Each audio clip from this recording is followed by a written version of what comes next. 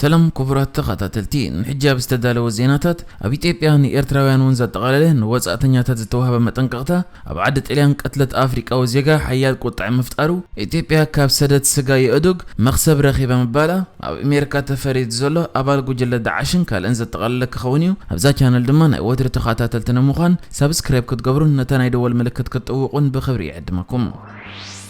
ኣብ ዓዲ ጣልያን በቀትሪ ኣብ ማእከል ከተማ ብዝተፈጸመ መጥቃዕቲ ሞት ዘጋጠሙ አፍሪካዊ ስደተኛ ቁጣዕ ተፈጢሩ እቲ ኣብ ጽርግያ እንዳሸጠ ዝነበረ ናይጄሪያዊ ስደተኛ ብዓረብያ ኣብ ከተማ ሲቪቴኞቫ ማርች ብሓደ ጻዕዳ ተቐቲሉ እቲ ጻዕዳ መንእሰይ ነቲ ናይጄሪያዊ ብክሳዱ ሓኒቑ ኣብ መሬት ኣውዲቑ ይቐቲልዎ እቲ ፍጻመ ብቪድዮ ተሳኢሉ ኣብ ማሕበራዊ መራኸቢታት ድሕሪ ምዝርግሑ ብዙሕ ቁጣዕ ፈጢሩ ዝርከብ እቶም ቪድዮ ዝስእሉ ዝነበሩ ሰባት ነቲ ኣብ መሬት ወዲቑ ብክሳዱ ተሓኒቑ ዝጻዓር ዝነበረ ናይጄሪያዊ ስደተኛ ከጋላግልዎ ዘይምፍታኖም እውን እቲ ካልእ ቁጣዕ ፈጢሩ ዘሎ ነጥብዮ እቲ ወዲ 32 ዓመት ተወላዲ ዓዲ ጣልያን በቲ ዝፈጸመ ገበን ብቕትለትን ስርቅን ተኸሲሱ ኣብ ትሕቲ ቀይዲ ኣትየሎ እቲ ነቲ ኢጣልያውን ነቲ ናይጄሪያውን ስደተኛ ናብ ዝረጽሚ ዘእተዎም ምኽንያት እኳ እንተዘይተገለጸ ነቲ ኣብ ማሕበራዊ ሚድያ ዝተዘርግሐ ቪድዮ ዝረኣዩ ሰባት ግን ነቲ ተግባር ብትሪ ኮኒኖም ኣለዉ እቲ ብቐትሪ ኣብ ማእከል ጎደና ብሓደ ጣልያናዊ ዝተቐትለ ናይጄሪያዊ ስደተኛ ኣሎካ አጉርካዎ ዝበሃል ኮይኑ በዓል ሓዳርን ኣቦ ክልተ ውላድን እዩ በዓልቲ ቤቱ ቻሪተ ኦሪቾ ሬሳ በዓልቲ ቤታ ማእከል ጽርግያ ብጻዕዳ ጨርቂ ተሸፊኑ ምስራኣየት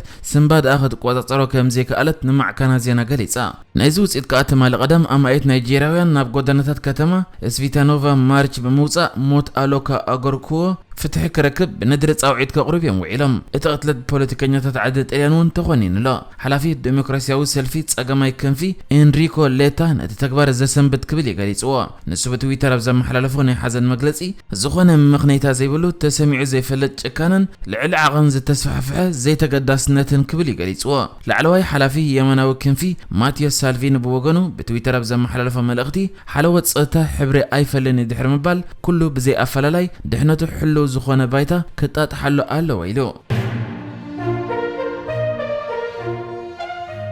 ሚኒስትሪ ወጻኢ ጉዳያት ኢትዮጵያ ግዝኡ ዝሓለፈ ቪዛን መንበሪ ፍቃድን ዘለዎም ወጻተኛታት ነዚ ዕላማ ኣብ ዝተመስረቱ 125 ዝተመረጹ ከባቢታት ምዝገባ ከጅምሩ ኣተሓሳሲቡ ወሃብ ቃል እቲ ሚኒስትሪ ኣምባሳደር መለስ ዓለም ኣብ ዝሃቦ ጋዜጣዊ መግለጺ ኢትዮጵያ ብመሰረት ዝፈረመቶ ኣህጉራዊ ሕግታት ሕጋዊ ስጉምቲ ምውሳድ ቅድሚ ምጅማራ ኩሎም ግቡእ ሰነድ ዘይብሎም ኣብ ኢትዮጵያ ዝነብሩ ዜጋታት ወጻኢ ብቁልጥፍ ክምዝገቡ ኣተሓሳሲቡ ከም ዝፍለጥ ዝኾነ ቪዛ ወይ መንበሪ ፍቃድ ዘይብሎም ወጻተኛታት ከም ድማ ስደተኛታትን ሓተት ዕቁባን ኣብ አዲስ አበባን ከባቢያን ዝነብሩ ናይ ከተማ ስደተኛን ፍቃድ ዘለዎምን ዘይብሎምን ካብ 25 ሐምለ 2022 ጀሚሮም ከምዝገቡ ከም ዝተሓተቱ ይዝከር በመሰረት ሓበሬታ ኣምባሳደር መለስ ኣብተን ዝሓለፈ 5 ንምዝገባ ወግዓዊ ምልከታ ዝተገብረለን መዓልታት ልዕሊ 30,000 ካብ ካናዳ ኣሜሪካ ኤርትራ ኮንጎ ዓዲ ጣልያን ሶሪያ ቻይና ቱርኪ ጋና ቡሩንዲ ላይቤሪያ ህንዲ ባንግላዴሽ ደቡብ ሱዳንን ዝኾኑ ኣብ ኢትዮጵያ ዝርከቡ ናይ ወጻኢ ሃገር ዜጋታት ከም ዝተመዝገቡ ክገልጽ እንከሎ ንዜጋታት እዘን ተጠቅሰ ሃገራት ይኹን ካልኦት ዘይተመዝገቡ እንድሕር ኣለዉ ብቁልጥፍ ክምዝገቡ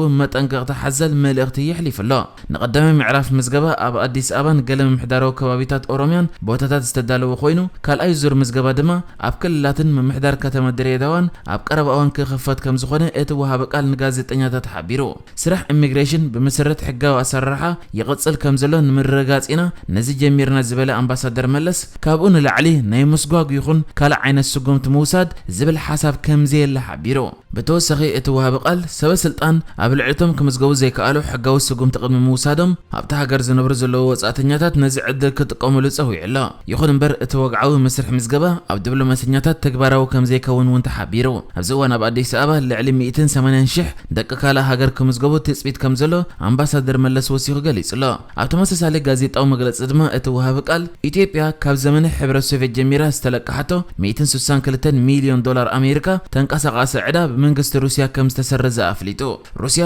መደበር ሓይሊ ኤሌክትሪክ መልከ ዋካና ዘመናዊ ንምግባርን ቴክኒካዊ ዓቕሚ ሆስፒታል ባልቻ ንምዕባይን ካብ ዝብል ሓሳብ ነቲ ዝነበረ ዕዳ ናብ ልምዓታዊ ሓገዝ ከም ዝቀየረቶ ኣምባሳደር መለስ ገሊጹ نسدت كاب استمسرح 492 طن سجان قربة أدقي إثيوبيا أبز حج استزازمن أي باجت عمت لعلى $600,000 أتوا كم زجبرة تجليسو أبز عمت زي بسن كتيب من قصص تجبر الجدا محرادن مسدادن يأدق أبز شقات بستوافرات كالات نوص أي سدت كجبر مدبعين بران أبي إثيوبيا كاب زركبا كلت محراد أدق حنت زخونت أبكل الأوروميا أسالة زمدبرة رونج تشانج تبهال تشايناوي تكالجنا سرحب مقصالة أنكم من جنايت السدد بمخان نزأ أتوا كم زأتوا تجليس لا كم ذكر بالزعبة محرادي أدق كبيت تقاوم دحر مفتقره منجست فدرال متأتاو غير زنبر خوينو أبتقدا غير لو زنبر أوان دمم مسحبرة السوات ركبات بمفتقر نين قحت مدبات سرعيو بزعبة شغط أفلطخ عبد دحر مقباريو زي تشاينا زمدبر تكال سرحو كقصلك أطليا مبرهات تولي علص أنها حلافي انستيتيوت لمعات اندستري سجان صوان زخونة دبل لاما حزبي اتكوبانيا كفترة زغل ربحان عدلات سرحن تردي وي دحر مبال اتتكال دحر شوعات عامتات معصاو بخمي تمليسو سرحو كم جمره غليصو استكال 3 مليون بر كم مجمره غيرستهان صك خونه كله معلت 300 ادوغناي محراد عقمي زلوا ازي كم زيلن كله دما اب 2009 اب كتما بيشوفت استمسرته معلت 200 ادوغناي محراد عقمي زلوا شانغ دونغ استبهاله كال تشايناوي محراد غنا اب 2017 ام محبراو مراخبيتاتن باكالن حزباو تقوم مسقطمو كعصي تقديدو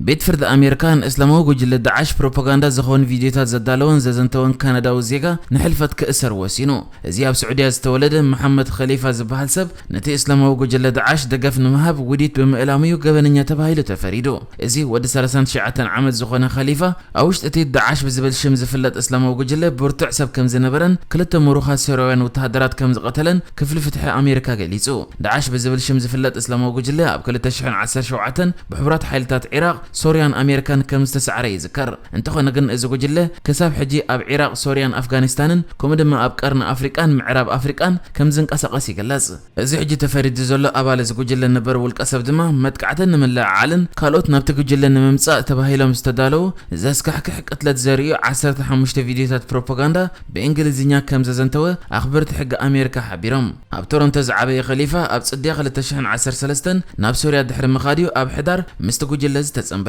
كسب مودأتا 2018 دما مرخو بوزحان اسلامو وجله يسريحو اب 2014 طراي اتاهادو مرخو بوزحان اسلامو وجله داعش جيمس فولين ستيفن ستولوفن كومدما بريطانياوين سرحتنياتات رئيس زخونو آلن هينينغن ديفيد هاينسن رؤسهم كسيف زرق فيديوهات زرقحيو اب طريق 2019 خليفة بتم بامريكا زدقفو كرداويان زمرحو ديمقراسياوي حيلتا سوريا يتتحيزو سلسته بومبان حدا كلاشن حيزو ابو بدران سوريا اب زركب بوتا أبلعتهم ديمقراسيين حيلتا سوريا تبايلم صوع كرداويان نبين متقعت خمس فتسمة كفل فتح أمريكا قليصو نوش تأتيو مسحدة وتهدر أما دايبو توخس قدم مقبارو حنت بومبا أبنا حستهن سايدر فيو خليفة مبزحتو تأيتو كساب زود داتا تاخويسو أما وداتا إيدي هيبو بدحر زغاء فدرالاو بيت صحفة مرمرة أمريكا و FBI كم زركبي تغيرو زول القصب بتز حلفة حساس تخصصو لكسيتات قبر الشبرة قبل مخوانو آمينيو